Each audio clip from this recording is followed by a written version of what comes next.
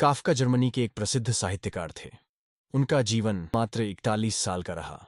Berlin के park में टहलते हुए एक दिन काफका को एक रोती हुई बच्ची मिली। काफका के पूछने पर लड़की ने बताया कि उसकी गुड़िया पार्क में कहीं खो गई है। काफका ने बच्ची को उसकी गुड़िया ढूंढ लाने का आश्वासन दिया, जिससे वह बच्ची चुप हो गई। काफका दूसरे दिन गुड़िया लाने का वादा करके वहां से चले गए, पर गुड़िया ना तो काफका को मिली और ना ही उस लड़की को। काफका ने गुड़िया की तरफ से एक काल्पनिक पत्र उस लड़की को लिखा और उसे पढ़कर सुनाया। मैं लिखा था कि कृपया रोना मत, मैं दुनिया घूमने के लिए निकली हूं। समय समय पर अपनी यात्रा के बारे में तुम्हें लिखती रहूंगी, बस तुम रोना मत। अब काफका नियमित रूप से उस खोई हुई गुड़िया की तरफ से काल्पनिक पत्र लिखने लगे। काफका के इन काल्पनिक पत्रों ने उस लड़की को फिर रोने नहीं दिया।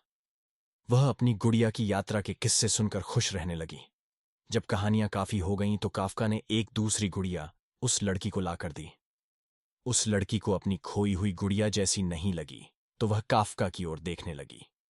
काफका अनजान बनते हुए गुड़िया में चिपकी एक चिट को निकालकर पढ़ने लगे। उसमें लिखा था, यह मैं ही हूं, तुम्हारी वाली गुड़िया जो पार्क में खो गई थी। दुनिया भर की लंबी यात्रा की वजह से मैं थोड़ी बदल गई हूं और काफी थक भी गई हूं।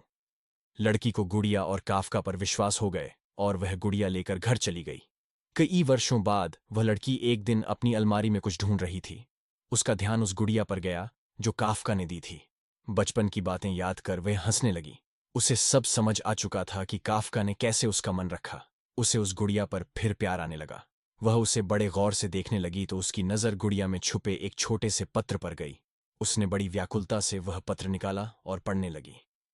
पत्र में लिखा था कि हर वह चीज जिससे तुम प्यार करती हो कभी न कभी तुमसे खो जाएगी, पर अंत में जो लौट कर आएगी और जो तुम्हारे पास होगी वही तुम्हारे लिए सच्चे रूप में बनी होगी।